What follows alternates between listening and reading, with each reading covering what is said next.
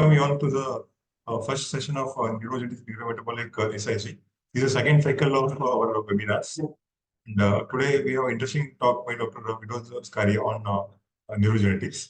I'd like to request our President, Dr. Chapalagurity ma'am, to introduce the speaker for today, introduce the experts and moderate for today's session. Over to you. Thanks. Welcome you all.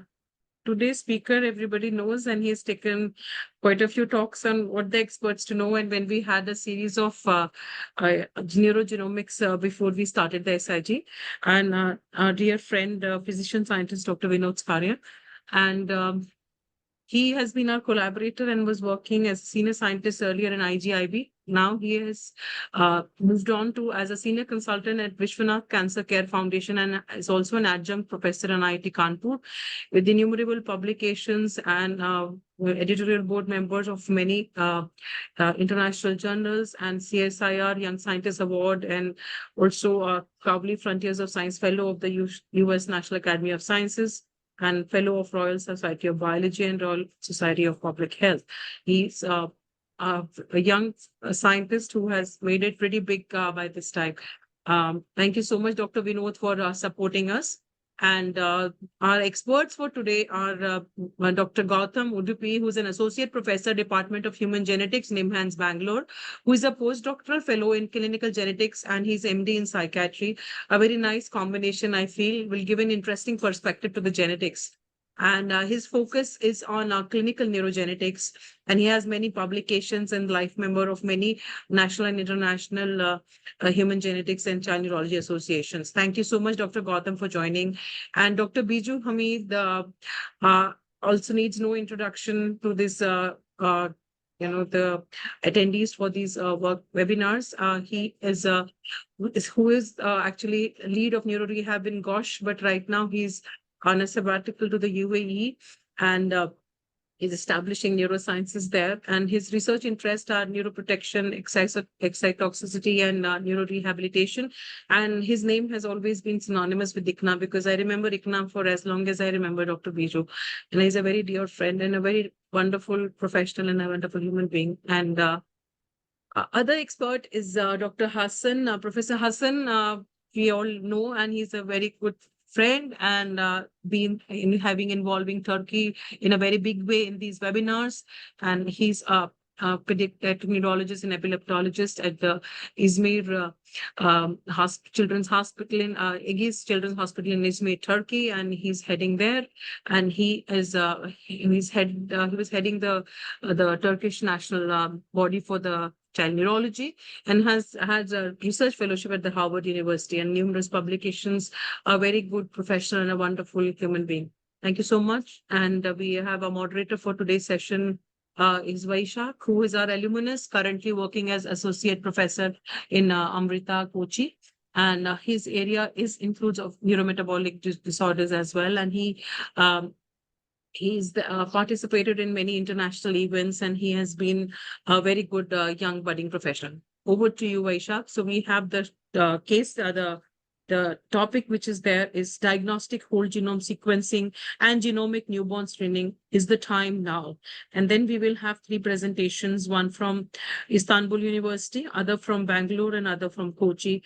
Would be brief presentations between 5 and 7 minutes from those. So we'll finish on time. Over to you, Vaishak. Thank you, ma'am. Without any further delay, I will invite our esteemed speaker, Dr. Vinod Skaria, for delivering the talk. I would like the participants to pose the questions and queries in the Q&A section. Over to you, sir. Thank you very much. And it's always a pleasure to be back here. I think I've handled many sessions before, and it has never been more interactive. And every session, I also tend to learn a lot more new things. And therefore, I like to come back here. And thanks again for inviting me here. So in today's session, over the next 40-odd minutes, I will try to sort of emphasize and probably try to convince you how diagnostic WGS and WGS, or genomic-based newborn screening, could probably be the mainstay of diagnostics and newborn screening in the times to come. And more so with emphasis to pediatric neurology, because that is essentially where we can actually make a lot more difference in the lives of children. Now, before I start my talk, I typically put up this interesting slide because that is around 50 years ago, this gentleman, Godfrey Hounsfield, invented this contraption. And this contraption actually changed the way we practice medicine, because before this contraption was invented, what clinicians would do to see what is really happening inside the human body was to essentially open up the human body, and what we call as a diagnostic laparotomy. Now, this contraption today, what we call as a CT scan, obviated the need for many diagnostic laparotomies. And for that matter, this saved a lot of lives from the hands of surgeons. Now, what I want to put here, and why I wanted to put this here, is for the first time in the history of humankind, clinicians could now peek inside the human body without having to open it up, or even for that matter, touch the human body.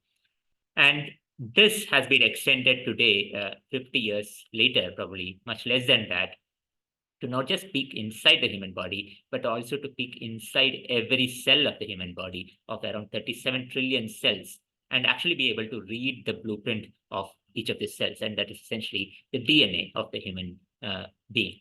And this is what we call as a human genome. And fortunately, in 2003, with work put together from multiple different organizations, around 20 different organizations from multiple different countries, costing around $3 billion, we could, for the first time, peek inside the blueprint of the cell, what we call as the human genome. And what happened after that was even more remarkable, that the cost of genomic sequencing dwindled very rapidly. And therefore, the idea is, can we now sequence individuals, and can we really use that in clinical practice?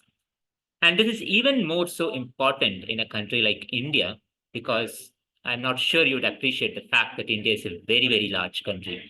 And to put context to the numbers, even a rare disease, what we call as 1 in 1,000, you would have 1 million people, or even an ultra rare disease of 1 in 1 million, you would still have 1,000 odd people. And unlike many other large countries across the world, we are very diverse and in many ways cosmopolitan. And our population is stratified into big and small groups, around 4,000 odd groups, as we know today. And much more importantly, we still have a close-knit family structure, and practically everybody in India could trace their ancestry by at least 3 to 4 generations, because Indians have largely been undisplaced by the recent events that has happened across the world, including wars and famines. Okay. And that would necessarily mean that you could do a lot more things in genetics in India, because practically everything with genetics starts with a 3-generation pedigree, and practically everybody in this country can indeed draw a 3-generation pedigree. And in fact, some families can even draw much larger pedigrees. Now, how do we really put this into perspective is, of course, we needed to start doing human genomes in India. And fortunately, our group, with the collaboration from Dr. Sridhar Shivasubbu, in 2009 at the CSI Institute of Genomics and Integrative Biology, my former institute, sequenced for the first time a human genome in India in 2009. This was announced in the parliament, and India became, therefore, the 7th country with the ability to sequence its own human genome. Now, you might ask this question: what is a human genome, and why is it so different from all the other genetic tests that we do? And in fact, we have a variety of genetic tests that we do, right from looking at arrays, small genotyping, single gene tests. We have a very new approach called whole exome sequencing, widely now used in clinical settings. And of course, then why is it so different? In fact, a whole exome sequence that we call as, in many ways, a mainstay of genetic diagnostics today in clinical settings, sequences only around 1% of the genome. And for that matter, it sequences only the protein coding exon. Of course, in many cases, it would cover some other regions, but largely a very small proportion of the human genome is covered. But a whole genome sequencing can actually cover almost every single base of the human genome. And therefore, it has an enormous potential for discovering new genetic variations, but not just that, to actually put evidence back into practice, because we still today know approximately around 1/3 of genetic variants that are clinically actionable and are diagnostic are actually not covered on a whole exome sequencing. And therefore, whole genome sequencing could actually make a lot more difference. Now, apart from that, what is the other important thing is that today when we talk about a genetic test, we talk about multiple kinds of genetic tests, each of them looking at different kinds of resolution of genetic variants. So when you look at a chromosome scale abnormality, you do something like a chromosomal karyotyping. You could do a FISH for much smaller abnormalities. You could use MLPA, you could use array CGH for deletions, duplications. You use repeat prime PCRs for repeat expansions. You use sequencing, either a single gene or a panel or a whole exome for SNVs or single nucleotide variations and small indels. So you use a variety of tests, and in many ways, the patients have to go through multiple of these tests. That would necessarily mean that a significant amount of time is gone, because each of these tests on an average takes a few weeks to be analyzed and interpreted. And more importantly, a significant amount of money is spent on such piecemeal approaches to sequencing. Now, what a whole genome would offer you today is that you can do all these kinds of tests all in one single test, and much more importantly, probably much cost effective than doing it separately. So in other words, whole genome sequence is all genetic test, and probably more, because it can identify many more things that individually these genetic tests cannot really identify. Now, I'll probably start with just one example, and this example is a story of a child called Ashi. Of course, the name is a pseudonym. And this is also when we were fortunate to have worked with colleagues at the All India Institute of Medical Sciences, including Professor Shefali Gulati. Now, this was a 9-month-old baby. And of course, as you see in the picture, the 9-month-old baby did not attain the milestones of a 9-month. And the child had microcephaly with split eyes, lethargy, and elevated lactate and pyruvate with myoclonus. Now, of course, this is something that you routinely see in clinical settings. One of the things that you suspect is a mitochondrial genetic disorder. The second that you suspect would be a metabolic disorder. And typically, you would do a scoring on an imaging scoring scheme. This was a probable mitochondrial genetic disorder. And therefore, what typically you do is to sequence the mitochondria. Now, when you sequence the mitochondria, that's what we did. Fortunately, at that point in time, we were one of the only labs which were doing mitochondrial genomic sequencing almost a decade ago. We did not find it.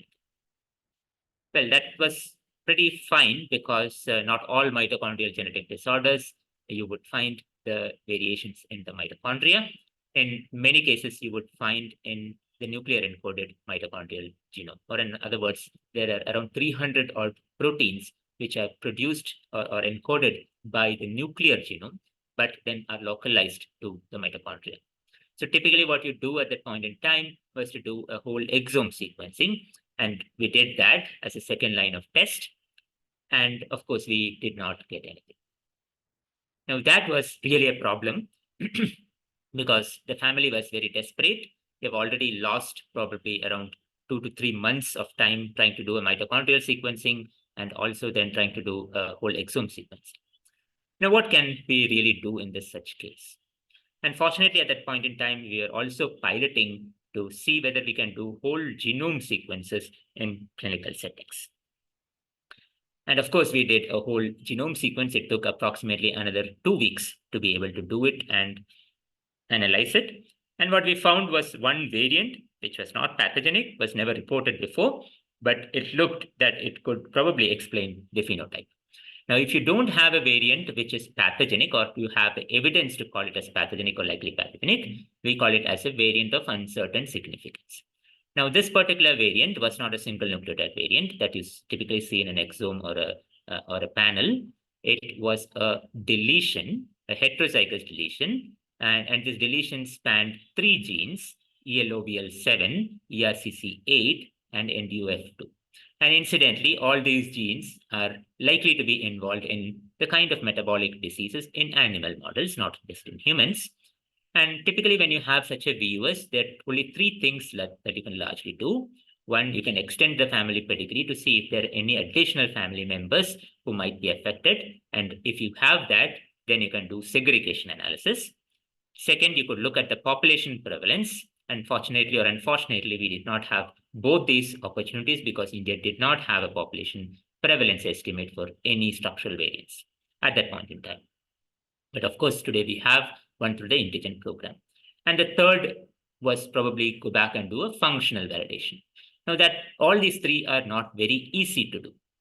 But of course, let us go back and see what this genetic variant is all about.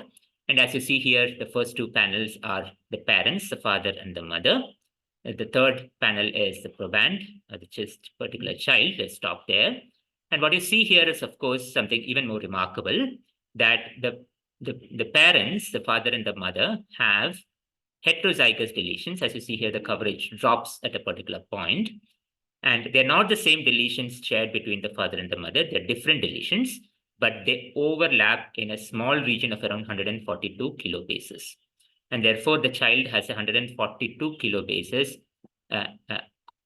homozygous deletion, means both copies are lost, and a part region shared between the father and the mother, the part alleles are partly lost. That means there are regions which are fully lost, and there are regions which are partly lost in each of the two chromosomes or each of the two alleles inherited from either of the parents. Now, there is no evidence to suggest that this deletion indeed will cause the disease, but we are pretty sure that this is probably the likely candidate. Now, what you need to do or what you're expected to do is before the next child is conceived or next child is born, you need to prove that this deletion indeed is what caused the disease. And that's when we take up model systems. And here the model system that we use is, of course, the fibroblast, which could be isolated from the patient. You could do a mitochondrial assay and be able to show that the mitochondria was indeed defective, and therefore this gene was indeed the cause of it. So you can look at protein expression in the fibroblast for this particular genes which are deleted in the fetus. The other alternative is to do a model system. So here we use zebrafish. Zebrafish is a small fish. It is a native Indian fish and a popular model organism across the world. The zebrafish shares pretty much all the important genes with humans. So you can delete them using CRISPR-Cas or TALENs or many other genome editing tools.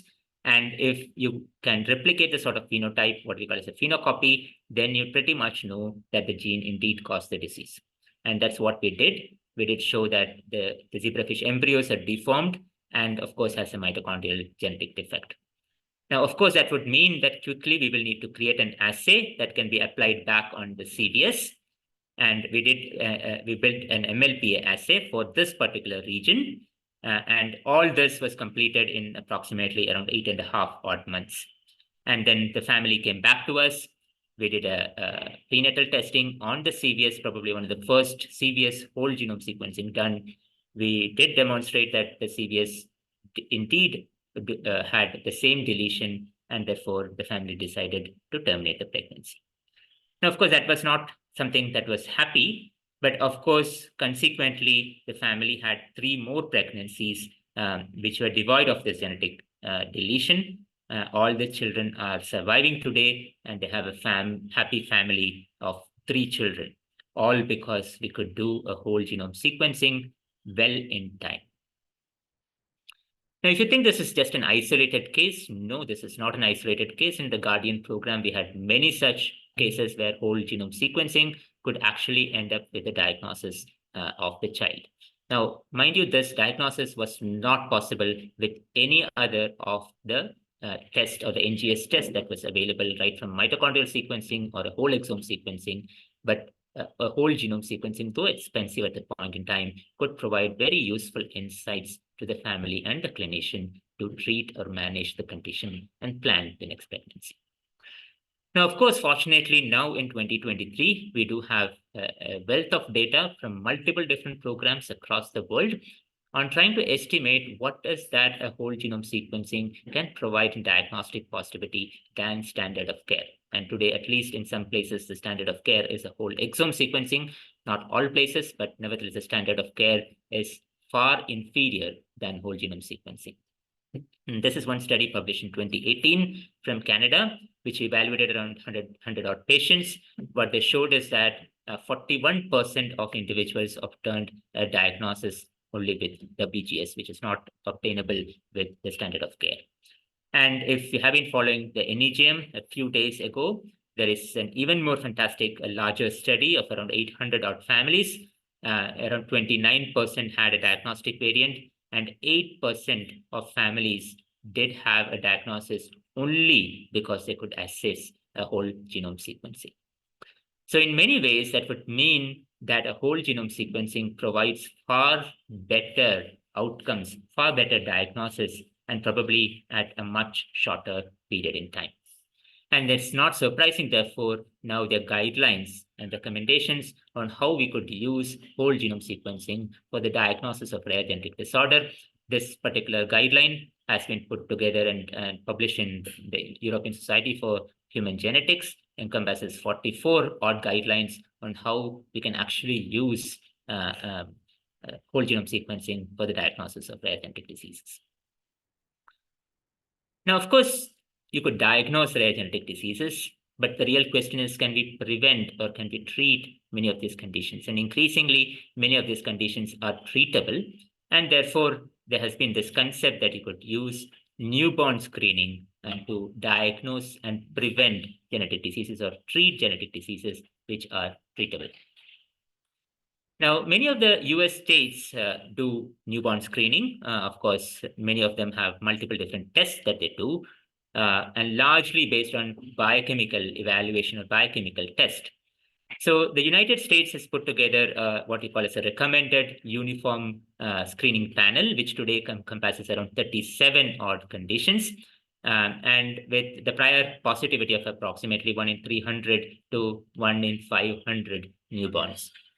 And in many ways, this is variably implemented in different states. Different states have different number of tests that they implement, but nevertheless, the US Department of Health suggests that you could do 37 at this point of time. It's a very small list at this moment, given the larger number of genes and diseases which are treatable today.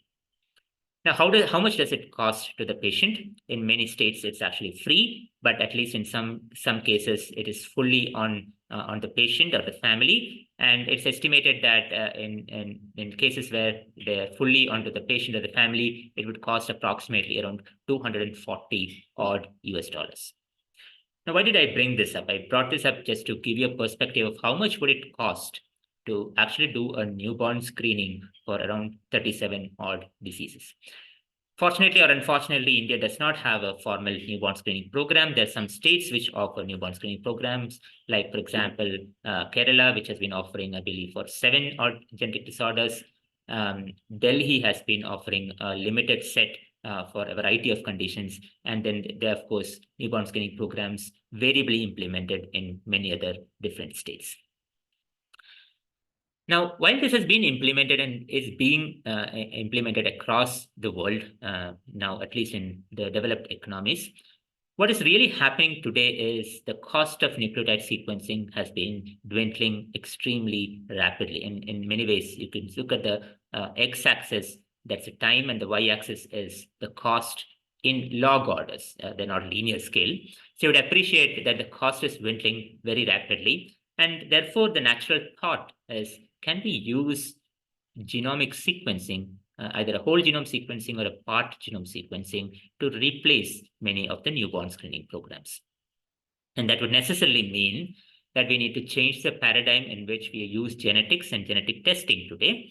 Today, what we use genetic testing is in clinical settings where you can elicit the signs and symptoms for a patient who came to you because the patient is unwell or would have a feature that is suggestive of a genetic disorder. And a genetic test is actually part and parcel of the clinical workup that you do. And the paradigm shift would necessarily mean that you could do whole genome sequencing very early on, not part of your diagnostic workup because you don't have a patient, you have normal individuals, healthy otherwise. And using your genome sequence, you could evaluate whether the individual is likely to develop a disease, early onset or late onset, and now be able to treat them even before the onset of the disease. Now, of course, in a medical parlance, this would be heresy because this would necessarily mean that you would need to create a new breed of doctors who would look at genomes and not have patients come to their clinics, because you essentially want to treat them even before they have the disease. Now, if you put in numbers, approximately 1 in 182 newborns today would have a condition which is treatable. And in many ways, this is an underestimate, because many of the prevalence estimates for treatable genetic disorders are variable across populations and are not very widely known. Many unknown or unidentified genetic diseases, which are quite prevalent in the population, might also be treatable.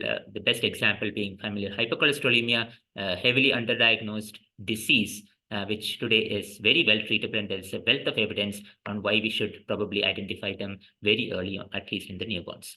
Now, this is really a favorable number because this practically doubles the output of a newborn screening with the wealth of information that's available today.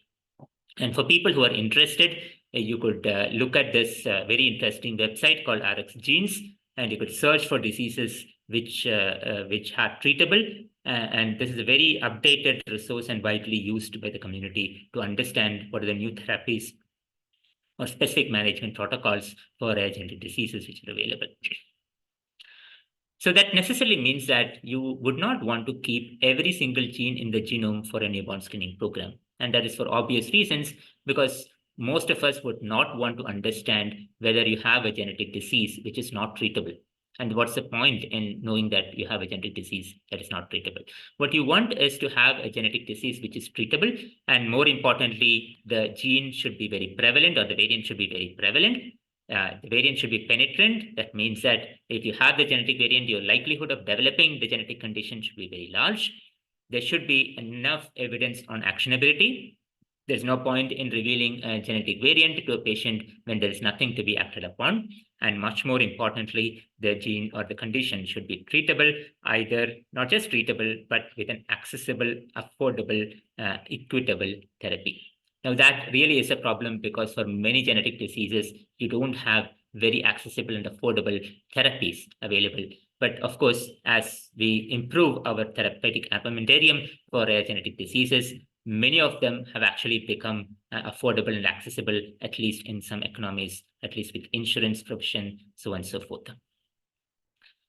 Now, of course, you also need to go back and decide upon the Jugner's principles, which are essentially set up by the WHO to look at what genes and what diseases to be implemented for newborn screening program. Now, of course, there are multiple newborn screening programs using genomic information, which is running across the world. At least 7 of them have been listed in here. And many of them have prevalence estimates now very well documented. Many of them use either a WES or an NGS panel. At least some of them use a WGS. And all of them have very significant sensitivity and specificity measures comparable or even better than many other traditional newborn screening methodologies. For the brevity, let me just discuss just one program and the inclusion criteria of genes into the program. And this is the very recent Genomics England Newborn Genomes Program, which largely looks at 4 different parameters. Is there enough evidence for actionability? Is the condition treatable? And if the condition is treatable, is there an equitable access to the therapy? And much more importantly, is it a penetrant disease, by which if you have the genetic variant, what is the likelihood or what's the probability that you would indeed develop the condition? So broadly, if you look at these programs across the world, mostly run out of the United States, UK, and maybe others in Europe and Australia, you would see that each of them have a very different gene list, and in many cases, the gene list don't much overlap with each other. But nevertheless, there's a core list of around 53 odd genes, which overlaps with practically all the programs that are currently running across the world. And many of them are inherited disorders of metabolism. Some of them are respiratory system disorders and cardiovascular system disorders, apart from immune system disorders, including primary immunodeficiency, as well as autoinflammatory diseases, which are also quite prevalent in not just the US and the European population, but also across the world. So in summary, today what you have is approximately around 200 odd conditions caused by around 500 odd genes and genetic variants. And the UK study, which is called the Generation Study, today is quite ambitious to be able to look at around 100,000 odd babies starting this year. So broadly, what we need to think about inclusion or using of the use of genomic newborn screening programs is, one, there needs to be efficacy or there needs to be evidence. Second, there needs to be affordability and accessibility of therapy. More importantly, we should avoid over-treating, because a genomic sequence can provide much more insights, and that should not really prompt a clinician to over-treat conditions that may not really require much of a treatment. And more important, it opens up a fantastic new set of gray areas, including off-label use of drugs, its implications on offsprings, and more importantly, other blood relatives who might be alive, and more importantly, who might not be born yet. So how do we really manage this is a big question. But of course, I'm sure as people do more of these, because these are questions that have been typically answered using the traditional approaches, even when you do newborn screening programs. Now, the process of many of these programs are quite complicated, as you see here. You could have healthy newborns or sick newborns. You would typically have a genomic sequence in around a week's time or a couple of weeks' time. And then essentially these are newborns who are apparently normal. In many cases, you might not have even symptoms. So you would wait and inform the clinician to look for symptoms or elicit early symptoms, and do the progression of the child and look for early additional new symptoms. And whenever they're treatable, go back and treat. And each new symptom, either in a healthy newborn or a sick newborn, you would need to come back to the consult, reanalyze the genome, and re-release the report. So in many ways, you would sequence the genome once, but you would want to reanalyze and reinterpret the genome in each of the contexts that the child goes through. Now, that would necessarily mean that the sequencing part is probably the most easy part of it. The sequencing part is quite standardized in practically most centers across the world, including in India, where you have a standard way of collecting samples using a Hill break. You have a sample isolation library prep, you have a sequencing, and you have a data analysis, report interpretation analysis, and the release of the report back to the clinician. Now, that is pretty standard, and I'm sure a lot of clinicians are very used to such standard procedures. But a more important question is, how do we really put it into the clinical context? Because that involves individuals, the family in many cases, who needs to be counseled appropriately regarding the condition, the outcomes of the conditions, the treatments available, the modalities that need to be followed, so on and so forth. And in many ways, you're typically talking about a neonate who's apparently normal at birth, but might develop the condition eventually. So you need to reevaluate the reports in many ways, depending upon new symptoms that might come up. And each of them also require to be counseled appropriately and the treatment to be planned. So in many ways, the action now probably shifts to the clinician's desk or the clinician's clinic in terms of how to handle this genetic information, how to liaise with the lab to be able to interpret based on new evidence that might come up, either in terms of new genetic variants and new database entries, or in terms of new symptoms that might come up in the neonate. So in many ways, this would necessarily mean that clinicians need to adapt themselves, not just in their ability to communicate and be able to treat and analyze the genetic condition at much greater depth, but also in their ability to liaise with the lab in terms of reanalysis and reinterpretation, and in many ways also learn a few skill sets to be able to analyze and interpret genetic reports themselves. Now, what I talked largely is about genetic diseases or rare genetic diseases. A much larger space that has opened up in the recent years is in the area of oncology.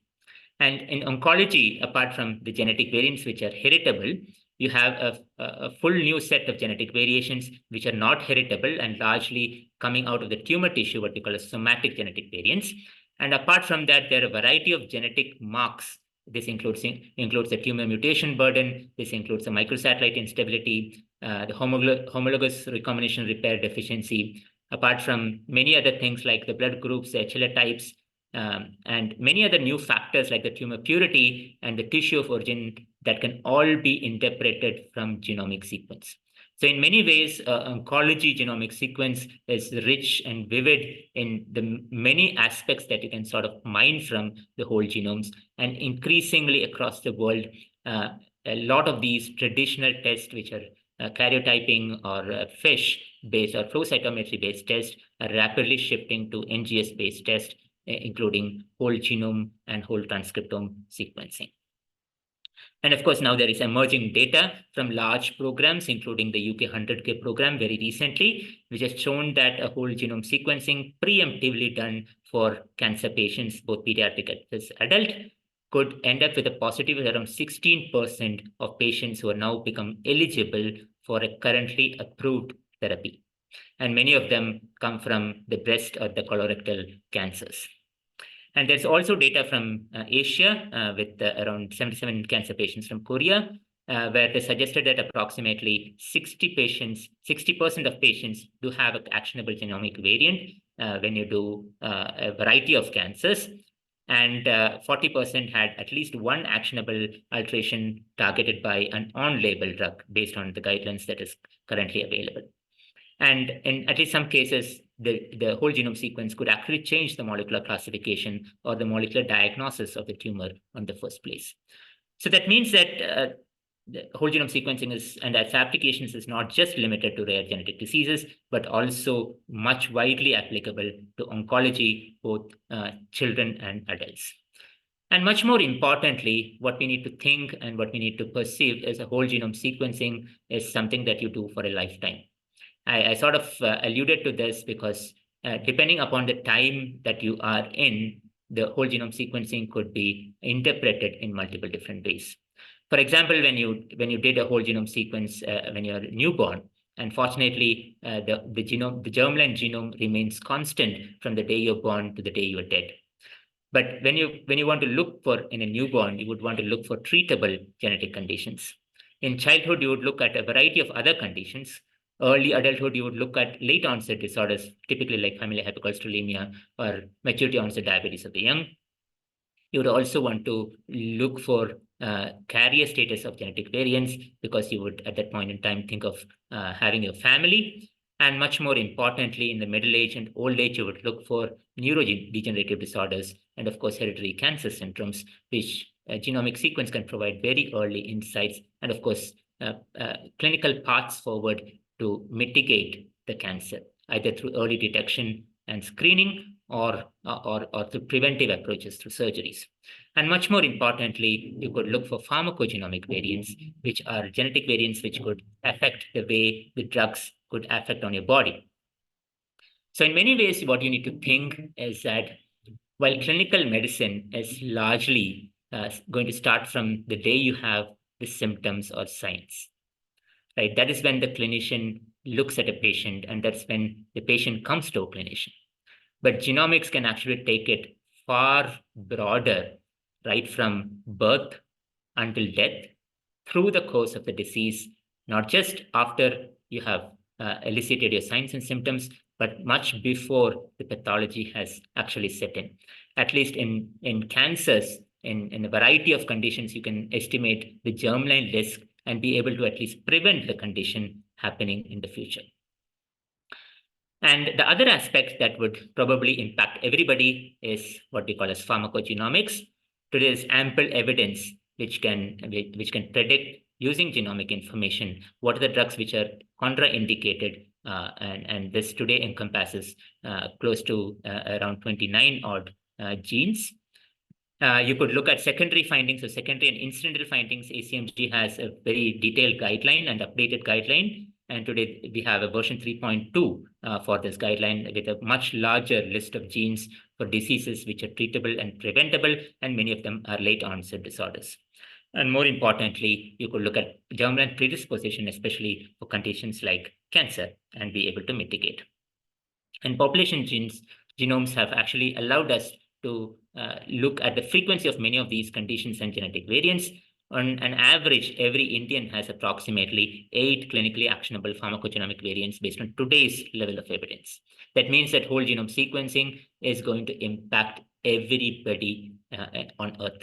And many of these drugs are pharmacogenomic variants for which you have are quite prevalent in the population. And that would mean that you could, rather than do a trial and error, be able to treat many of these individuals very precisely and avoid significant adverse reactions.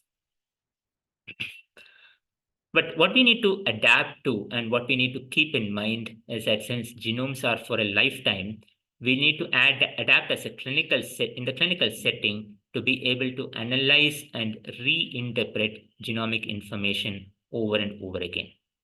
And we, as newer therapies and newer diagnostic markers to come into picture, you will need to handle how to do the reanalysis, reconsent, and how to handle the outcomes, because this is an ever-moving field. Every new day, there is a new genetic variant and new disease being discovered. And much more importantly, the armamentarium of therapeutics that can treat genetic conditions are far expanding over the last decade, and that will accelerate over the next coming decades, especially with newer therapies like gene therapy and cell-based therapies becoming increasingly available and increasingly becoming affordable and accessible. And therefore, you also need to have tools to be able to connect this genomic information in real time in a clinical setting through a secure, scalable, privacy-protected, and clinician-enabled point-of-care system. And of course, I'm sure this is not something that is new, because this is something that we use day in, day out with the banking system. We access cash through ATM systems, through point-of-service equipments, through online websites. And this is something that we need to adapt to genomics. And more importantly, how can we communicate evidence in genomics using a point-of-care system? And of course, we have one pilot of this, which we launched in 2019, which is called the Genome Card and presently marketed under the name Pocket Gene. And I'm sure before I close, there are many more issues in terms of the ethical and legal issues, in terms of the informed consent, what needs to be revealed to the patient, how do we counsel the patient for each of the conditions and the therapies, how do we prevent discrimination from happening? And for that matter, we need to have a legal system to back that. We don't at this moment in India have a legal system which prevents genetic discrimination. And most importantly, for late onset diseases, as newer therapeutics emerge, like for example, for Alzheimer's disease or Parkinsonism, while they're not very well treatable today, as newer therapeutics emerge, how are you going to, or when are you going to counsel the patient? Are you going to counsel the patient when it's a newborn, or are you going to counsel the patient when he or she is an adult? And more importantly, what are the social perceptions of carrier status of a genetic disease is going to be? At least in my opinion, this is probably not going to be much of a problem, because as more and more people realize that there is nobody who is normal, we would all have genes and variants which would predispose us to multiple conditions. And of course, indeed, we are carriers for a number of genetic diseases. Our society would adapt, but how quickly can we adapt is the big question. So in summary, what I can sort of close is to say that genomic sequencing is becoming much more affordable and therefore would largely become the mainstay of diagnostics as we move forward, and also the mainstay of genetic screening in terms of genome-based newborn screening procedures. As technologies advance across the world, I'm sure this will also come back to India. And fortunately, we do have the capacity and the knowledge base to be able to implement whole genome sequencing-based diagnostics as well as newborn screening in the country. And more importantly, we need to go back with the understanding that genetic diseases are not rare. Approximately 1 in 10 individuals do have a genetic disorder. Many of them remain undiagnosed and underdiagnosed. And with more whole genome sequences available, there are countries which are doing millions of genomes at this point in time, and there are countries which are doing genomes for their entire population. And as we do more, we would uncover many of these diseases, and many of them would actually become treatable. And therefore, probably there is no better time to implement genomics, and genomes are for a lifetime. Whether you're a newborn or whether you're an adult, you're all going to benefit from it. Thank you very much.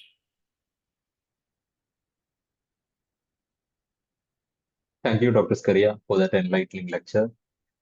I'm sure the audience are now convinced about the utility of whole genome sequencing.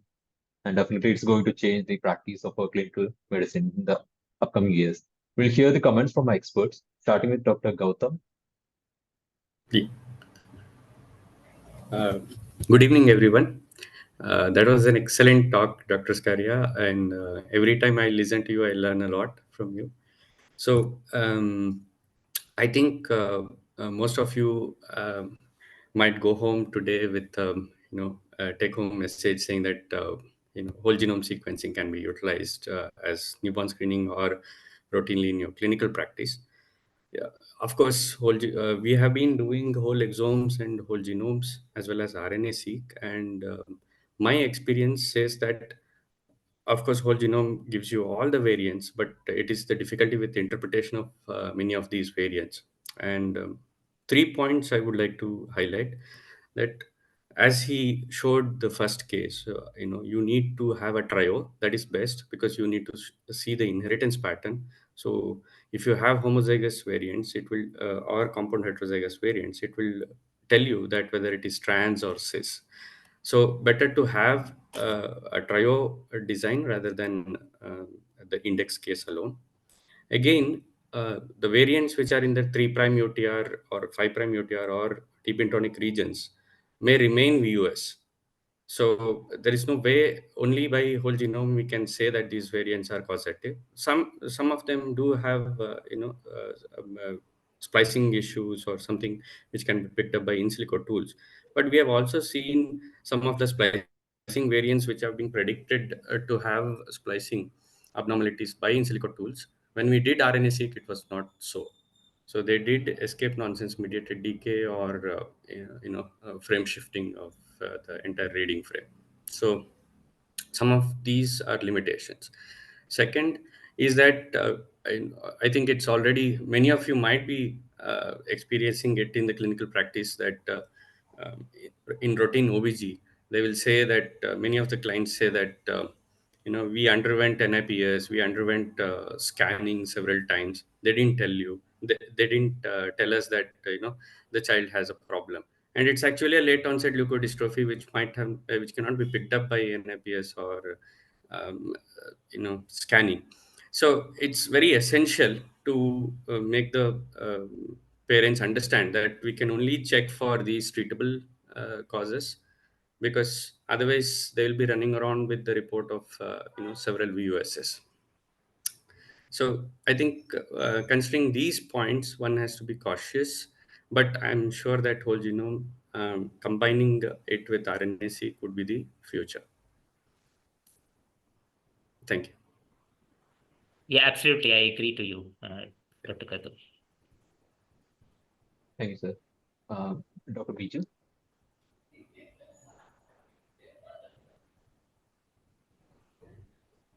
Sir, Dr. Biju?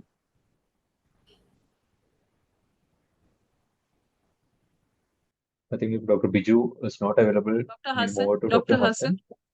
Yeah, Dr. Hassan has to actually join another panel at 9 IST, so which is 6 minutes from now. Dr. Biju, before you, can I have Dr. Hassan, because he has to join another panel. Yes, of course, Hassan. Yeah, Yes. yeah. He actually dropped out in between to start his car. He was driving and Oh, yeah. so can you speak, Dr. Hassan, or Sure. Dr. Biju will? Yeah. Dr. Hassan, can you speak? You can just put the speaker on. Or have you reached your... I Okay, think whenever you want to stop, whenever you want to start, you can unmute, then Dr. Biju will stop. Dr. Biju, yours. Hi, Dr. Scalia. It was nice listening to you, as always. Now, the institution where I'm based, you probably know, with G42, M42, there is a current plan for rolling out rare disorder screening. And obviously, with the power of G42 using AI technologies. And of course, I completely subscribe to all the points that you've mentioned, and also what Dr. Gautam said. But my perhaps, I can be the devil's advocate and ask you, when we say that the whole genome sequencing is a low cost technology, is it actually low cost technology? It is low cost for the consumers, but in terms of the interpretation and then the management of data, etc., the costs are not low, are they? Because I remember when we started like 10 years ago, there used to be a saying like the $1,000 genome, but $1 million interpretation. In terms of how you manage all this enormous data that is being generated and the cost of interpretation. So my first question is it really low cost technology? Yeah, so that I can answer by saying that in 2009, when we did the first human genome in the country, it would cost around 30 lakh rupees. That is approximately, I would say, 30,000, 40,000 US dollars. Today, you can actually access a clinical grade whole genome in India at around $350, $400. And that cost reduction is going to accelerate. Probably you're going to get a clinical whole genome sequence at around $100, probably 2 years from now. The consumable cost of whole genomes have actually come less than $100. But I'm saying the price point at which you can buy a whole genome or you can prescribe a whole genome will come in around 2 years from now. Now, you asked a very pertinent question in terms of what is cheap and what is affordable. And this is something that has been a question world over. And there is only one answer to that. That is to sort of benchmark it to per capita GDP, right? So when you talk about India, today we have a per capita GDP of around $2,000. Even a $100 genome is quite expensive. But when you talk about the United States, which has a per capita GDP of what, 15, 20,000 US dollars, right? A $100 or $200 newborn screening program and a $100 whole genome is quite cheap. And when you talk about UAE or Qatar, which has much larger per capita GDPs, that would necessarily mean that the whole genome sequencing at today's cost, even when you say $300, $400, or even for that matter, $1,000, is quite affordable, given that the per capita GDP is quite larger. Now, why are countries doing this? Their countries are doing this because by doing this, you can, even if you add a few years to a productive life, you have pretty much recovered that in terms of per capita GDP. Right? You just think of it. If you extend the life of an adult by just 5 years, you've gained back 50,000 US dollars. Right? And that is far, far more than what you actually spend on a whole genome. Right? But of course, the bad perspective to put is if you extend the life of an Indian by 10 years, right, it is still not going to match that number. So as the country improves, as the country progresses in its GDP, yes, most of these technologies will become affordable, right? But what we are thinking about is a new generation who is going to live this earth as adults 30 years from now, right? We should not really be constricted in a view that we are a poor country, then therefore we should do whatever we should do. We should really think about a child or a newborn who's going to be born today, 25, 30 years later, is going to live in a per capita GDP of around $15,000, right? So you should always think of it as an investment into the future for the child. But again, like, you know, in terms of diseases that are more relevant to the population, as in the common diseases that are responsible for higher morbidity and mortality, they have a relatively, I'm just trying to see like the argument against whole genome as a public whole genome screening or whole exome screening as a public health tool. Like in terms of the more common diseases that have got increased morbidity and mortality, they tend to have a relatively low genetic component, don't they? Yeah, so of course you cannot, I mean, a newborn screening is not going to treat every condition that comes to the child. It's going to treat a list of conditions which are highly actionable and are cause of mortality and morbidity. I mean, I'll just keep an example of just one disease. A very underdiagnosed disease in India is Wilson's disease. The carrier frequency in the population is approximately 1 in 100. Dr. Binod is here, works on Wilson's disease and is an expert in Wilson's disease.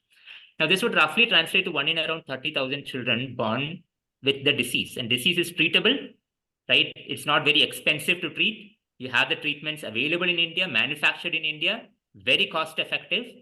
But I will say 99% of the children with Wilson's disease are not diagnosed and not treated. And to me, that is criminal, right? I agree. Now- I agree.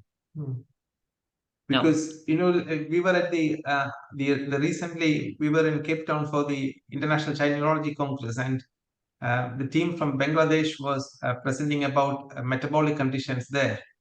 And it turns out that for the whole of Bangladesh, there's only 2 tandem mass spectroscopy machines in terms of screening for metabolic conditions. Right. And that's the sort of situation that they are in.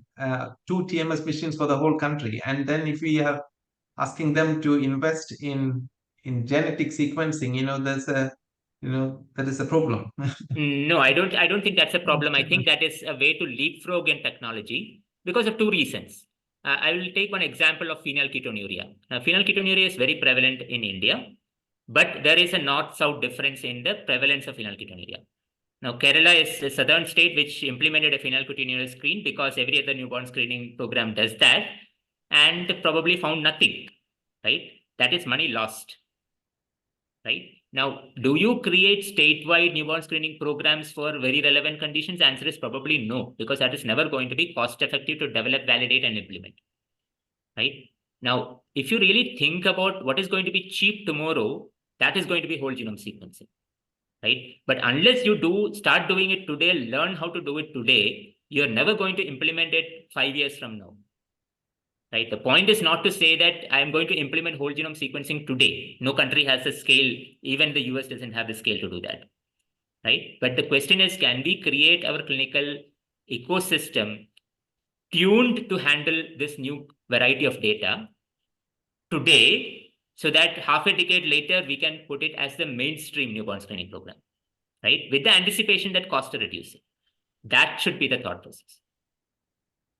Well, that would be the futuristic way of looking at it. I completely agree.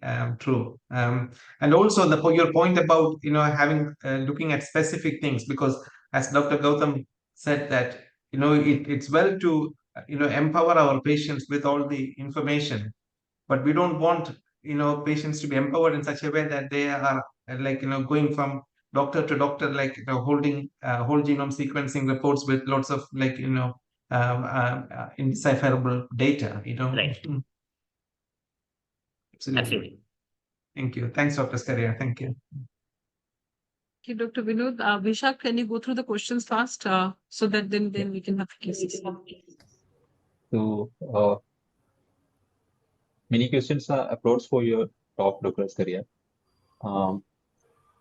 So one question by Dr. Sayesh Shah: if a carrier screening for a prospect couple show a pathogenic gene in each of them, what should be genetic advice for them, whether they should marry or not, or should we offer them prenatal testing? Yeah, so very important question. We should not advise them to marry or not marry. That is a personal decision to make, right? As scientists or clinicians, what our job is to inform what is the statistics, what's the probability. If you're a carrier for a recessive condition, and the 2 spouses are carriers for a genetic condition, the probability of having a child with a genetic condition, homozygous for a recessive condition, is 1 in 4. This is what you need to inform the family. You need to inform the family what are the options that are available, right? And this could include prenatal testing for a diagnosable, treatable condition. This could be early diagnosis and early treatment. This could be, if it's a non-treatable condition, we need to inform whether we could do a PGT and what is the plan forward. The decision on what to do, we have to live with the patients, because we need to believe that they're intelligent enough as grown-up members in the society to make their own decisions. We should not make decisions for them. Our job is to inform them the facts. Yeah, and that is very important. We should always give them options only, and we don't have the right to give. Legally also, we don't have any right. Even in India, mostly they'll come and say, okay, then what would you have done in that situation? They'll put it in the other way, but still we are not supposed to actually, you have to be very careful and don't be, you just can't take, because it is not right. Another time they'll find something wrong and they'll come back and say the doctor did say, not supposed to say that's good. Yeah, Vaishak, please. Dr. Murali is asking, what is the efforts and plans preventable genetic disease? Efforts and plans for preventable genetic. Yeah, so some genetic diseases which are preventable, the entire idea that has been globally thought about is to do a newborn screening program, because if it is preventable and treatable, then you can prevent and treat by early diagnosis. You can do the early diagnosis at birth, which becomes a newborn screening. You can do early diagnosis even before that, what is called a pre-implantation or pre-genetic screening. You can do a CVS or amniocentesis for a child in the womb to be able to make the diagnosis. The technology has also improved so much that you can today reconstruct the whole genome from circulating cell-free DNA of the mother. The typical kind of test that we do for non-invasive prenatal testing, we can do it at genome scale. But of course, it's very costly and not yet available in clinical settings. But technically, that is today possible. Dr. Vinod, what's the status of PIGD as of now? Pre-implantation genetic diagnosis is widely practiced, at least in some regions of the country, not equitable across the country. Some regions, including the western part of the country, is widely practiced. Some for good reasons, for good number of diseases which are prevalent, like sickle cell anemia, thalassemia. There are good reasons to practice. But there are also bad reasons where they have been practiced, including very recently, there have been companies offering it for polygenic risk scores, which I think is extremely unethical and has no technical basis whatsoever. But for diseases which are non-treatable, non-preventable, PGT or PAGT is actually a good way to go ahead. And it's become quite affordable over these years. Mr. Mohammed Shajan has asked, when should we advise for a genetic test in autism? What will be the model of testing? Can whole exome sequence replace other traditional tests? I think he meant for genome sequencing. Right. I'm sure Professor Shefali would have the answer to that. But to preempt, what I would say is autism is not one disorder. It is a spectrum of disorders. A subset of it is actually treatable with, in many cases, a metabolic cause. The idea is, apart from the diagnosis, to also identify the treatable causes very early on and treat them so that they don't progress into the disease. And of course, since autism spectrum disorders and the genetics of autism spectrum disorders largely involve structural variants, which are typically not captured in whole exome sequencing, we do additional tests like array CGH or microarrays, chromosomal microarrays, to look at larger events, structural variants. A whole genome sequencing any day is much better than an array CGH plus exome sequencing at this point in time. Mr. Yaib from Ethiopia has commented, we have no genomic or metabolic study. Which should we strive to establish, genetic versus metabolic screening program? Yeah, I think there is no, it should not be considered in exclusivity. Both of them are important because even when you do a genomic newborn screening program, you might come across individuals whom you need to cross-validate using a gold standard. And therefore, you need to have a metabolic screening program also side by side. What you implement in public policies largely depend upon the cost of the test and the prevalence of the disease. In many cases, the metabolic test for newborn screening programs are actually much cheaper as we speak today.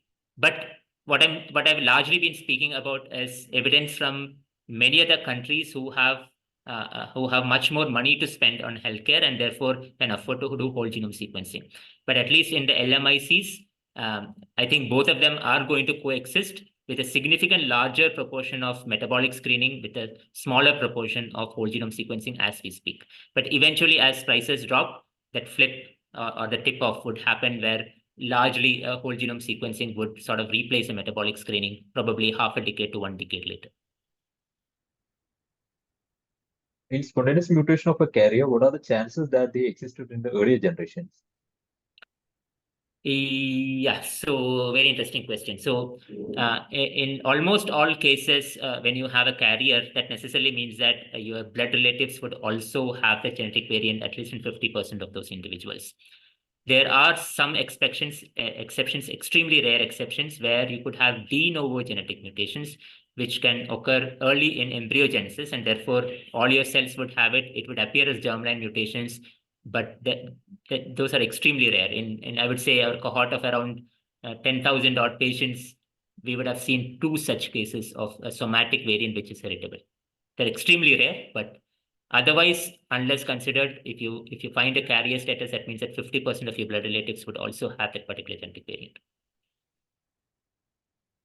Mr. Sildas is asking, people with intellectual challenges are not able to make decisions usually then. Yeah, so as the law goes, the guardians are responsible to take the decisions. and the decisions are binding according to the law. So in such cases where an individual is not able to take the decision, the legal guardian is supposed to take the decision. Yeah, absolutely.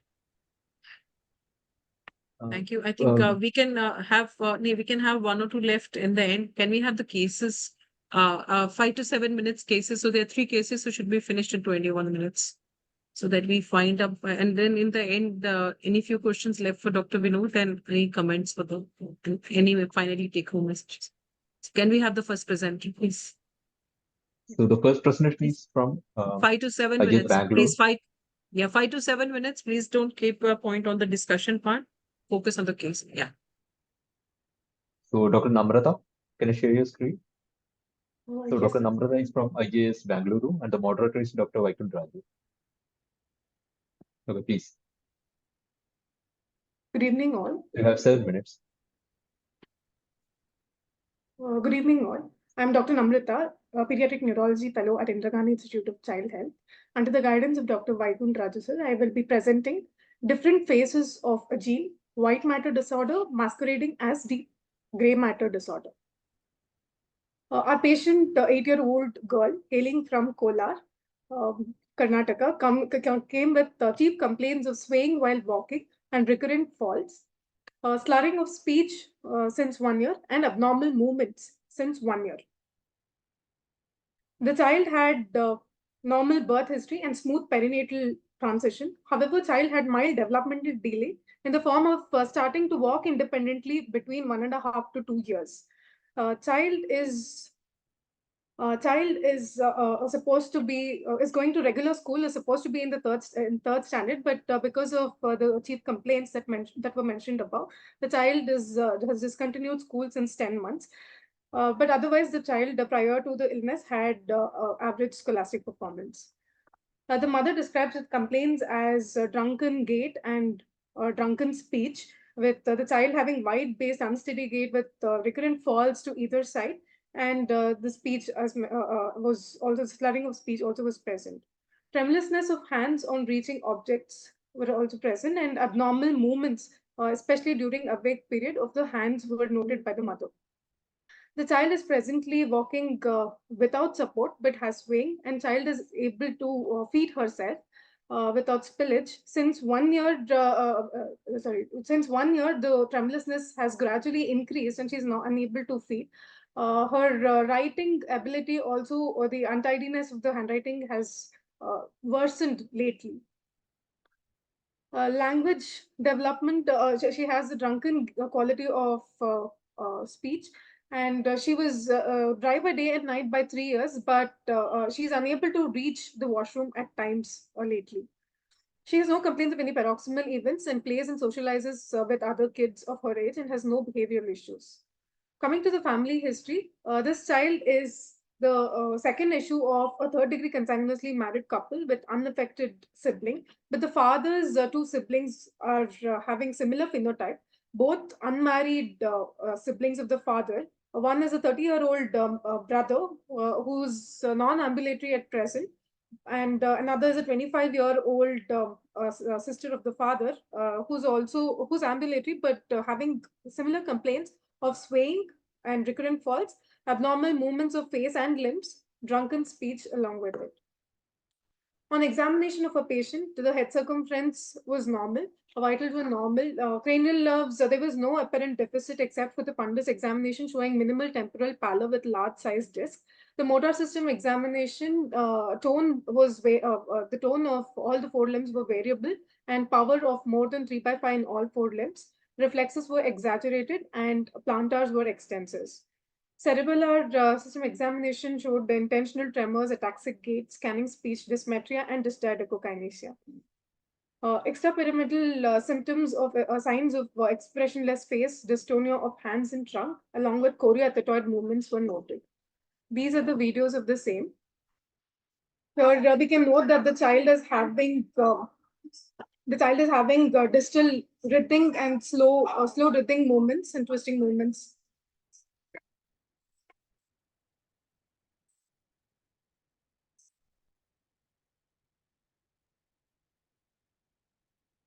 We had to summarize, we have an 8-year-old girl with GDD, motor more than cognition, with chronic progressive ataxia and dystonia. We kept the following differentials. Firstly, Leak's disease was thought with mitochondrial inheritance. However, the inheritance the pattern in this case was a point against. Dyskinetic CP was also less likely in the absence of perinatal insult and absence of NICU stay.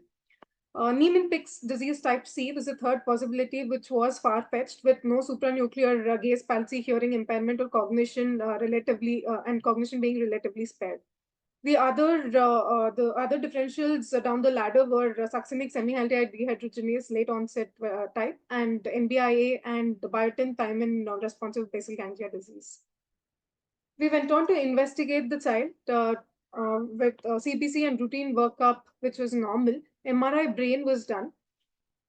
Here on MRI brain, T2 and flare hyperintensities of the caudate and putamen were noted with normal myelination. We considered Leak's disease strongly and went ahead with the whole exome sequencing plus mitochondrial panel after starting mitochondrial cocktail. There was no much improvement with the cocktail.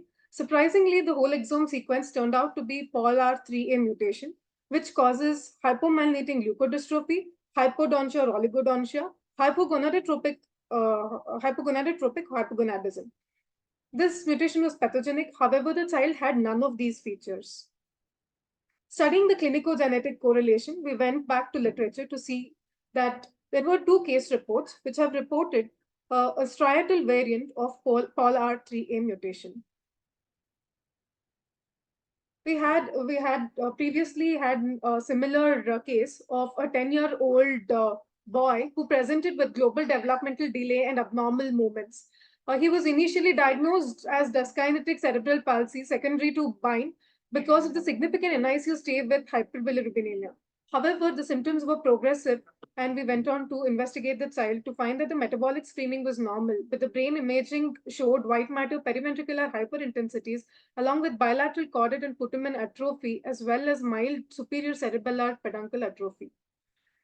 Even this child, the genetic mutation turned out to be a POLR3A mutation, which was autosomal recessive pathogenic type. However, there's a classical variant of this POLR3A mutation, which we all are aware, that is the four-head syndrome. This is a case of another child with the typical hypomyelinating leukodystrophy seen on the MRI with hypodontia. The child also had hypogonadotropic hypogonadism with bilateral undescended testis and SMR staging 1. So the literature review showed that on reviewing the literature, Dr. Namrata, please POLR3 conclude in 1 minute. POLR3 encodes subunit of human RNA polymerase 3, an enzyme involved in the synthesis and translation of several forms of RNA.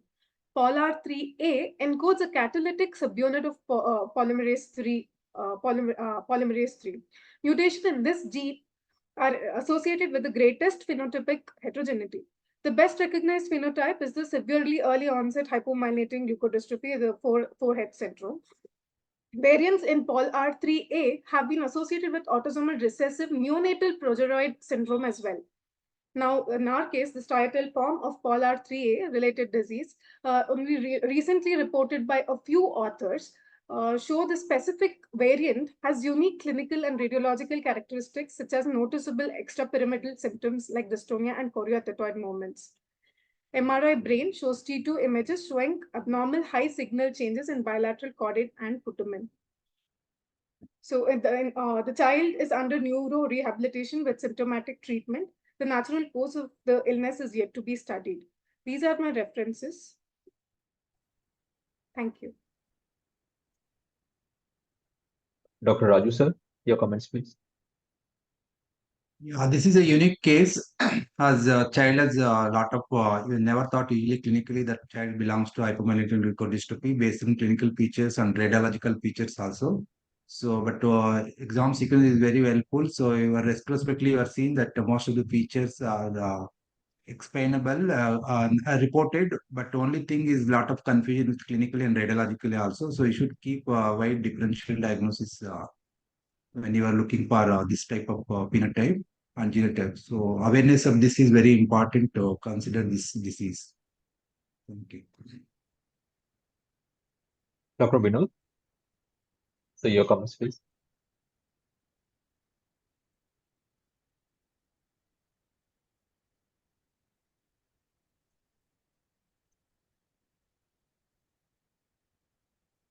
Viju? Dr. Vinod? Dr. Viju, meanwhile. Yes. Sorry, yeah, interesting case. We often see the striatal component in terms of dystonia, but I think the 4X syndrome, yes, but essentially this is all polar 3As are like hypomyelinating leukodystrophies, aren't they?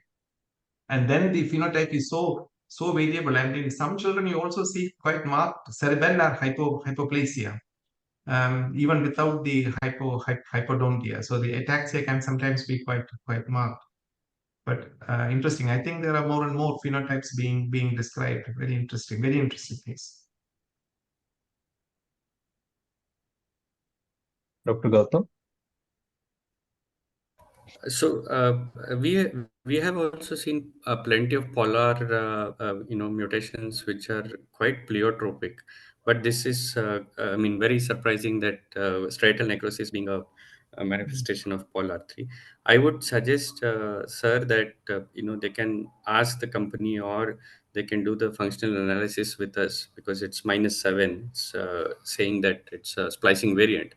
We can always do RNA-seq and see, because most majority of cases what we see polar may or may not have hypogonadism or hypodontia and so on, but striatal necrosis is without hypomyelination is very unusual. So of course it looks like the same, because the two families, different families, nearly have the same kind of mutation as well as the phenotype.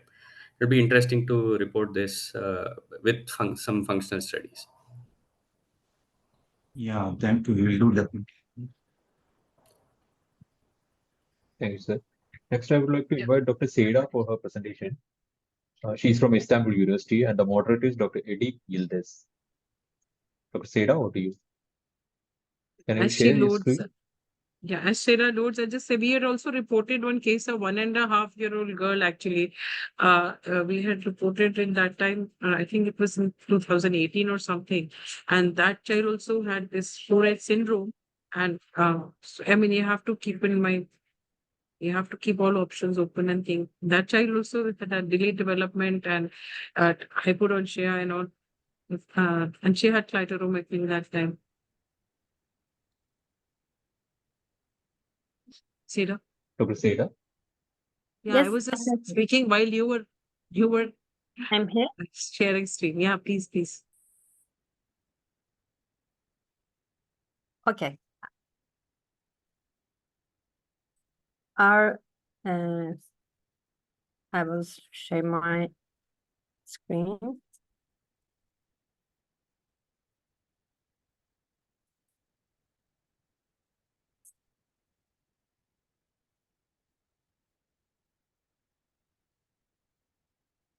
Yes. Yeah, it's just Our case is about preterm female newborn baby, developed focal motor seizures at second hour of life. She was born at 31 weeks and 2 days of gestational age, with an Apgar score of 6 at the first minute and 8 at the 5th minute.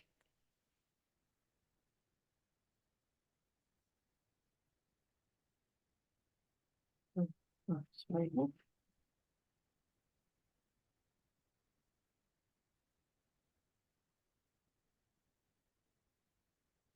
Okay.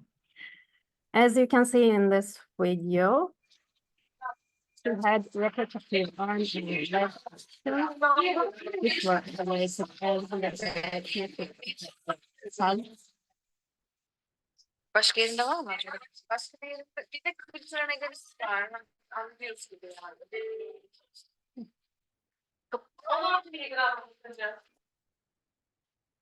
And it was a spontaneous pregnancy of a healthy gravida 1 a 20-year-old mother. Antenatal ultrasonography revealed symmetric intrauterine growth restriction, oligohydramnios, grade 2 hyperechogenic bowel, and dilatation in the small intestines. Parents are first-degree cousins, and there was no history of epilepsy in their family. On her physical examination, birth weight, birth height, and head circumferences were all appropriate for gestational age.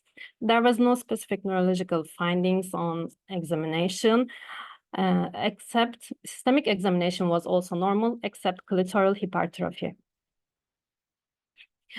With these findings, we initially evaluated the patient to determine if there were any triggering factors for acutely provoked seizures. We also evaluated the patient in terms of neonatal onset epilepsies. And we connected the baby to AEEG, and that revealed birth suppression pattern. The epileptic spasms and the birth suppression we observed in AEEG did not align with the electroclinical profile of self-limited epilepsies. Therefore, we considered that the patient's condition might be one of the etiology-specific epileptic encephalopathies. Sometimes, as in our patient, very early onset seizures might be thought to be related to prematurity. However, we would not expect such severe seizures and birth suppression pattern on AEEG. As I said, her seizures started at second hour of life. We administered levetiracetam, IV levetiracetam, 40 mg/kg. And seizures continued. We administered 20 mg/kg phenobarbital and 20 mg/kg phenytoin. As seizures continued, the baby was given pyridoxine at a dose of 100 mg intramuscular for the first 3 days. Her spasms continued every day. We gave her midazolam bolus doses, and that were not sufficient, and infusion was started. Then on the third day, she was taking 40 mg/kg levetiracetam and 5 mg/kg phenobarbital. And on the third day, we started pyridoxal phosphate. And after these days, she was seizure-free for 15 days. We examined the patient for additional findings. Cranial MRI was normal. Metabolic screening tests were also normal. CSF glycine and simultaneous blood glycine were elevated. She had ambiguous genitalia, and we evaluated her about this. Karyotype was normal. Pelvic ultrasonography also revealed normal internal organs. She had normocytic anemia requiring erythrocyte transfusions. She also had hypoglycemia requiring frequent feedings when she was staying in neonatal intensive care unit. We were, as I said, she was seizure-free for 15 days. And then at the day 18, the seizures started again. And we tried to increase the dose of pyridoxal phosphate. We attempted to increase to 30 mg/kg, but she became hypertonic and had frequent apneas. And we added topiramate and carbamazepine respectively.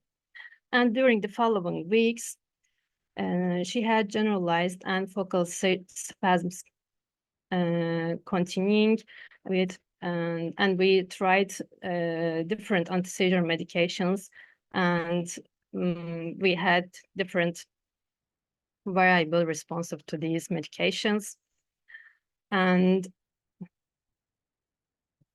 then when she was 3 months old, an infection-triggered status epilepticus occurred. The child was transferred to the intensive care unit and was intubated for a period. During the ICU stay, ketamine and midazolam infusions could not be reduced for some time. And since the genetic in our country, since the genetic analysis is not covered by insurance and it is a PET test, it could not be performed for our case in earlier, and it could only be performed in the 2nd month and was completed in the 3rd month. Due to multiple anomalies she had, the patient was referred for whole exome sequencing testing with the decision of genetics and endocrinology. And a homozygous variant was detected in PMPO gene. And this was a likely pathogenic variant. Dr. After the Seda, please conclude. Please conclude in the next 1 minute. Oh, okay. After the genetic analysis was concluded, we gradually increased the dose, 10 mg/kg every 5 days, and pyridoxal phosphate dose was ultimately 80 mg/kg. While on high dose pyridoxal phosphate treatment, she repeatedly experienced seizures, and she intermittently visits our emergency clinic. She is now 10 months old, and her corrected age is 8 months old. The last seizure occurred 2 months ago. She now takes pyridoxal phosphate, 60 mg/kg, vigabatrin, and topiramate, and she has subtle head control and eye contact, and she has no social smile, but she can be fed orally. She receives physical therapy, and her last EEG is, the background is normal. And here there is an algorithm for B6 vitamin responsive seizures. And here are the findings marked with stars observed in our patient. Take-home messages: early onset neonatal seizures that are complicated with status epilepticus or resistant to first-line anti-seizure medications. Always we should consider vitamin responsive epilepsy syndromes. Response to pyridoxal phosphate treatment may not be so clear, so treatment should not be withdrawn until genetic analysis is completed. Even with high dose pyridoxal phosphate treatment, seizures may be triggered by infections. That's why families should be informed about the importance of the compliance to dosing intervals. Thank you very much. Thank you, Dr. Seda. That was an excellent presentation. Dr. Yildiz? Here is just an article from Netherlands. There is no licensed pyridoxal phosphate as a drug. There is just pyridoxal phosphate food supplements. And also we use a food supplement for our patients. We just wanted to show this also. Thank you. Dr. Biju?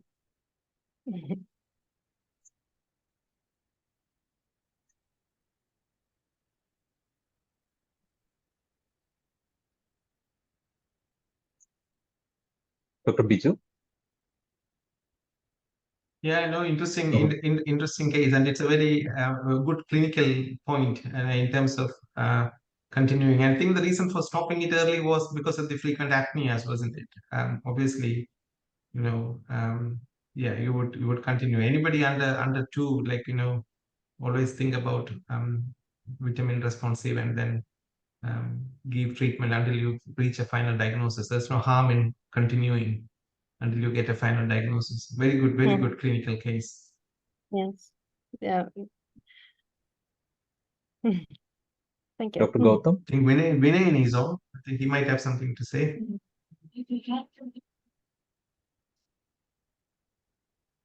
Dr. Vinay? No, nothing. Add something? No, Nothing. no, nothing. I think it's a very good case, and let the mentor was there.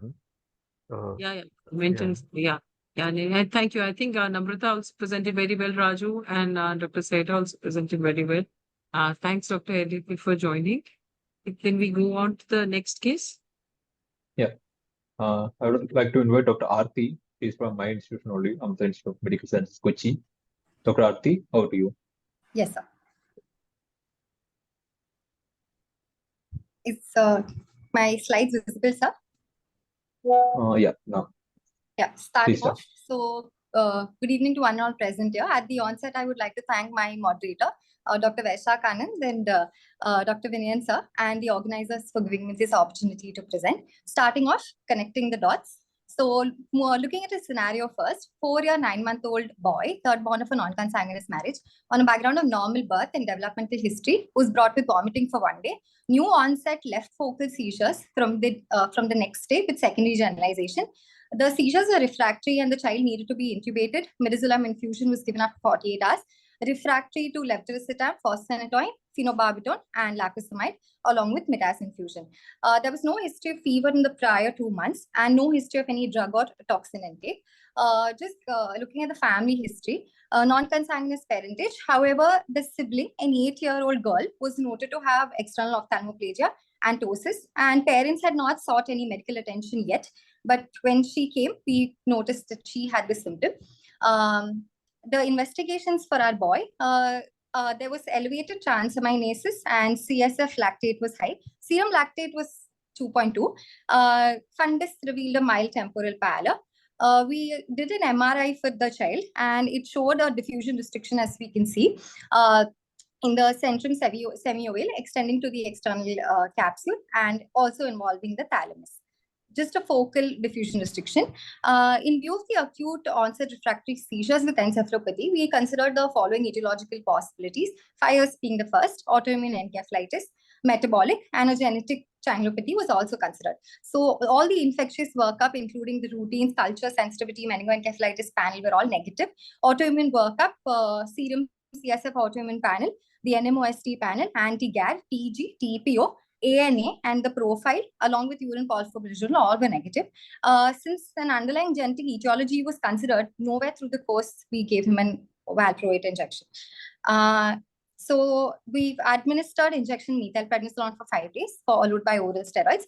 Gradually, his sensorium improved. Midas was tapered, and he was initiated on clobazam. Upon shifting to the ward, we noticed that he had significant trunk and neck weakness, left-sided weakness, also had hypotonia, and he was noted to have ptosis.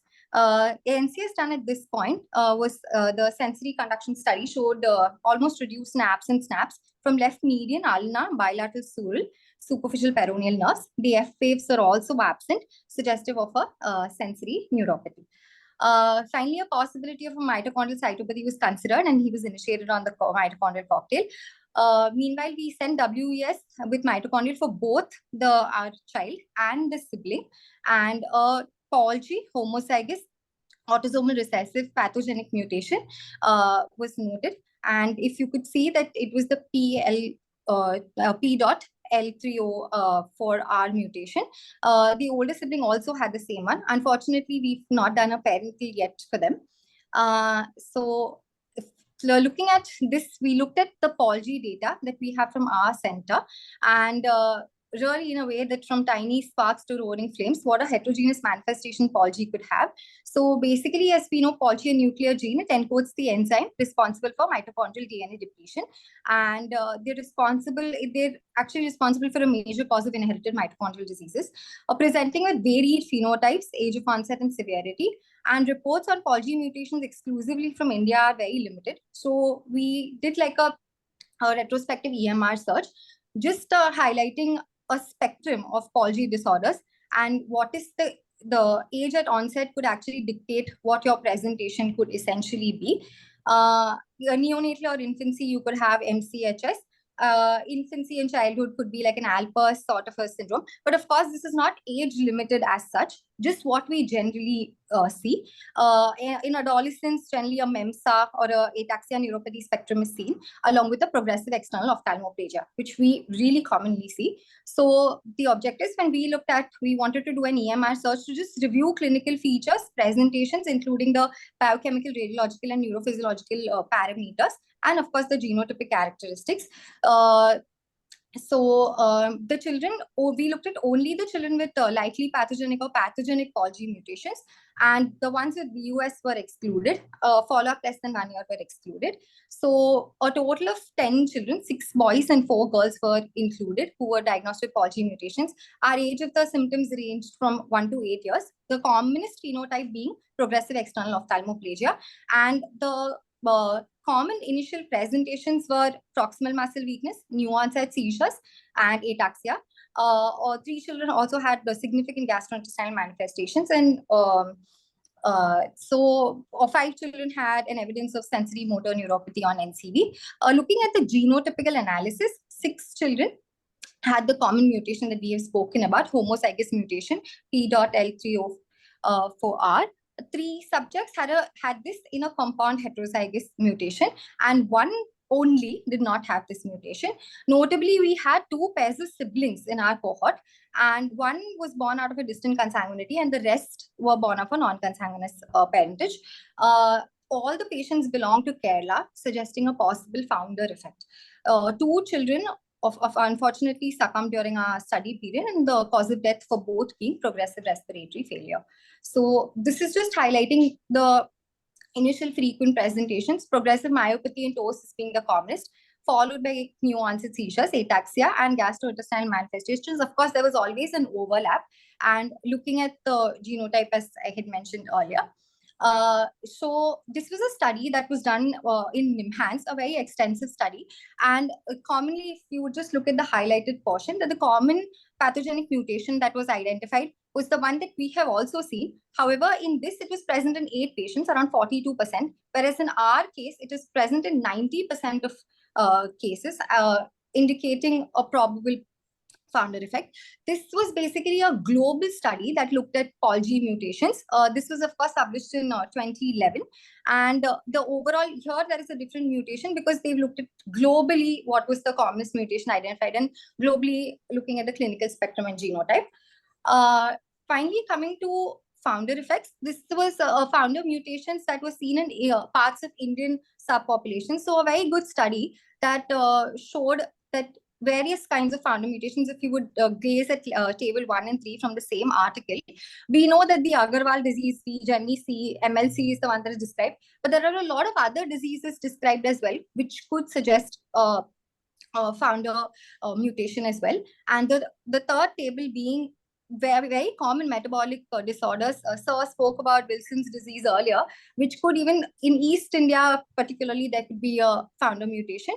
And they talk about a lot of other genetic disorders, even in certain diseases in Kerala, South India, that could have a founder mutation. And to your left, there is a sarcoglycanopathies, where this study also comes from South India. And they have looked at cases from Andhra and Telangana, where they have identified a particular mutation that would indicate a founder mutation. So finally, to conclude, the study that we did basically highlighted not only the spectrum and the genotype, but also the possibility of a founder mutation in Pol-G associated diseases in the Kerala population. And further on, we will need prospective multicentric registries to confirm these findings. But our findings strongly indicate that this particular mutation that we are seeing could indicate a founder origin seen in Kerala. Thank you so much. Thank you, Dr. Arti, for very well concluding. So this case was unique because in the index case, we suspected the mutation as Pol-G because based on the imaging, based on family history and demographics as well. So preemptively, we had not used valproate. Otherwise, in statistically, it comes as the first line. But in this case, we had avoided that. So this exemplifies the importance that the importance of phenotyping in managing cases, even in an ICU setting, when we are not the genetics reports are not available. Another important feature was that we found that this particular mutation, that's L314R, was the most common. In fact, 90% out of 10 cases, 9 had this mutation, whereas studies from other part of India as well as other part of the world show that this is not the commonest mutation. So we strongly suspect that there is a founder mutation in this particular gene, Pol-G. The importance is that, as everyone knows, Kerala, the Malayali population, the diaspora is very widespread, and you can find a Malayali in every nook and corner of the world. And the disease itself, the Polg, has got a many heterogeneous manifestation. In our case, out of 10 cases, 2 cases presented as status epilepticus, which is not a very well-known presentation described for Polg. So think the possibility of a founder mutation in Polg and the possibility of the disease could be thought of, especially in Kerala population. Thank you. Thank you, Aarti and Vaishak. Vinayan, want to add something before Dr. Biju and Dr. Vinod and Dr. Batu? Yeah, nothing more. Vaishak has clearly told what is our thought process in this. See, the thing is, we are seeing these cases, and there is a kind of a clustering, and now we know who are the groups which might be affected with this. But it's an early period. We can't say which group of people, which are the communities which are affected with this. But there is some trend. Probably we'll be able to find out further studies. But I think the Niman study also, I was talking to Bindu. So the Niman study also, some of the patients in that group are actually from Kerala. So that clearly shows that the implication is here, as Vaishak has told, this Kerala people are there all over the place and all over the world. So when you see this kind of presentation and a very phenotypically different and presenting with an Alpers kind of a presentation, think of Polg not only in the European descent, but Kerala descent also. That's Yeah, interesting, Vinod. Vinod. I think we can see again before we go to Vinod. I think we'll keep seeing that. I think we have to keep understanding in all these genetics. We have to see from where they are originating, and when we are analyzing, that is important. I think maybe we can take out our cases also and see those who are from Kerala, what is there. So, Dr. Vinod. Yeah, thank you. That's a fantastic case, and in fact, a very prevalent genetic variant in the Guardian cohort. We also had a few patients with the same variant. I don't remember where the patients came from, but nevertheless, understanding the population from where it's originating, or the ancestry from where it's originating, might actually become useful. It might actually be a fantastic project with AOC and to collaborate between members to put together all the Polg variants and see what and where do they come from. It might add a significant value to literature, actually, and doesn't cost anything. The reports are all with you. Absolutely. Biju? Dr. Biju? Dr. Batu? Very interesting case and nicely presented, Aarti. I think it's very important to have that high index of suspicion. And the other clinical relevance is, sometimes like we think about MELAS and MERF, and it's always like think of Polg in the differential, particularly like when they present with seizures. Valproate is being contraindicated. Valproate can sometimes mess them up. It's very important to remember, keep that in mind. This patient presented at 4, isn't he? He was 4, but normally in this age, with these symptoms, they tend to present quite early on, like 2, 3. Yeah. But I think that the take-home point is to have that high index of suspicion of Polg, being the most common single gene cause, isn't it? So very interesting case. Biju, can I add? See, actually, one of the families presented to me the girl. We are not given the whole list of patients. The girl presented with just like an IgE kind of a presentation, and the younger boy had a myopathy. So it is actually coming with a very, very varied phenotype. So the index case, one of the families presented with just a seizure at 9 years or 10 years, and she doesn't have anything else. So the younger child developed a progressive external ophthalmoplegia. I looked at the boy who was accompanying the girl, and then I asked, what is this girl? This boy is having an external ophthalmoplegia. Then we did the genetic study, and the whole family is having this. So it's a kind of whatever there in the textbooks may not be the full spectrum of the disease. Exactly. No, exactly. True, very true. Gautam? That was a nice presentation. So what we do see Polg mutations quite commonly at very high frequency. Actually, some of our pipelines actually filter them out. So whenever we suspect polyphenotypes or mitochondrial disorders, I go back and see all the variants of poly. It's very surprising to know that note that the selection coefficient for poly variants is very low. I don't know why, and they are at a very high population frequency. Not only this variant or many other variants, and seeing this particular variant to be common in our cohort, Iman's cohort, and in Kerala, it has a founder signature in it, and it actually requires, because most of these patients had whole exome sequencing, and there are simple bioinformatic tools which can place these variants together, look at the haplotype, look at LOH regions, and say that they are they have founder properties or not. So it doesn't require additional testing, as Dr. Vinod said.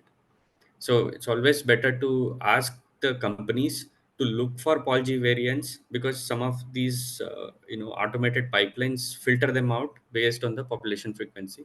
So you can go back and ask the commercial providers. Thank you. Thank you. Can we have take-home messages, Dr. Vinod? Yeah, for me, the take-home message is genetic diseases are not rare. Approximately 1 in 10 has a genetic disease. And number 2, whole genomes are for everyone, not just for patients. Even for normal people, everybody could benefit. Yeah, we had that talk of yours exactly 1 year back. And when you had given a 5-year period before we would start having those genomic cards, last year you said 5 years. So Yep. 1 year is gone. Yes. So that was last June. So now No, whole so I think genomes, it was just- whole genomes are already available and people are doing it. Actually, in the few months, there are people who have done whole genomes who are apparently normal individuals. So I think that's only to catch up. that's true. Dr. Biju? No, I completely agree. And I think, whole genome sequencing is a very promising tool, but I think at this point in time, we have to use it very judiciously, and and not use it like just because we can use it, and it should still be evidence based in association with deep phenotyping, which will then increase the clinical utility of this tool. Absolutely.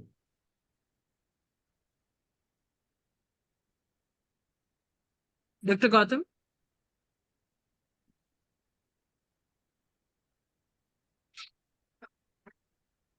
Dr. Gautam, your take-home message?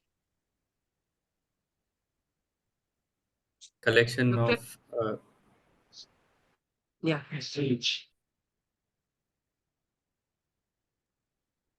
You're mute, I think.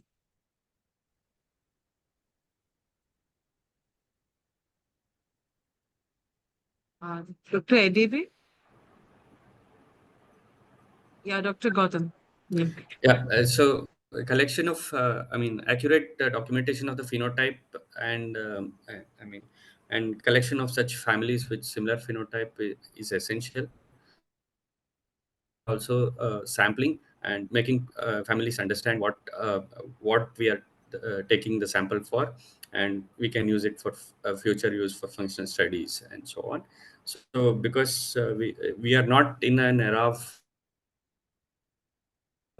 splitters, like actual splitters, this syndrome and this syndrome, we see that overlaps. We see Parkinsonian pyramidal syndrome, and so many others, so many overlaps between distinct entities, what were considered distinct entities as watershed compartments are no more watershed compartments. So it's essential to phenotype accurately and communicate among all. They just have to communicate, then we can have a better database. Yeah. Thank you. Dr. Edibe, you want to say something from Istanbul? Dr. Edibe, something you would like to give us a message?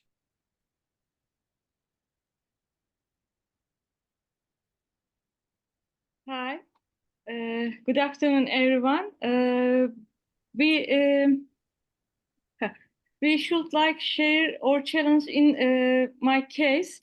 Thank you so much. And